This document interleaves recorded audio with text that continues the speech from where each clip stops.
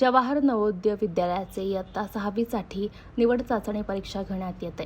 या निवड चाचणी परीक्षेत चोपडा तालुक्यातून 851 विद्यार्थी सहभागी झालेत. 2026 मध्ये इयत्ता 6वीच्या वर्गासाठी प्रवेश निवड चाचणी जवाहर नवोदय विद्यालयाच्या वतीनं घेण्यात येते. या परीक्षेसाठी चोपडा तालुक्यात 2 केंद्रांचं आयोजन करण्यात आले. एका परीक्षा केंद्रावर 432 आणि दुसऱ्या परीक्षा केंद्रावर 419 विद्यार्थी बसण्याची व्यवस्था करण्यात आली.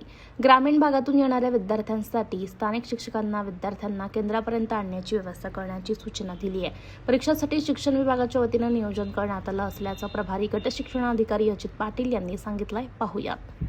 तालुक्यातील किती विद्यार्थी सहभागी झालेले आहे आणि किती केंद्र आहे आणि कसं नियोजन करण्यात आलेलं आहे? जवाहर नवोदय विद्यालय निवड चाचणी परीक्षा 2026 इयत्ता 6वीच्या वर्गासाठी ही परीक्षा आहे. चोपडा तालुक्यातून 2 केंद्र आहेत, पंकज विद्यालय आणि विवेकानंद विद्यालय. पंकज विद्यालयामध्ये 432 विद्यार्थी परीक्षा देणार आहेत आणि विवेकानंद विद्यालयामध्ये 419 विद्यार्थी परीक्षा देणार आहेत. ग्रामीण भागातून जे येणारे जे विद्यार्थी आहेत त्यांची व्यवस्था कशी करण्यात आलेली आहे सर?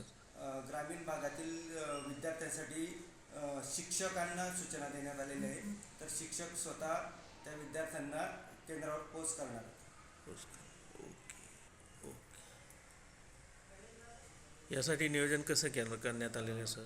यासाठी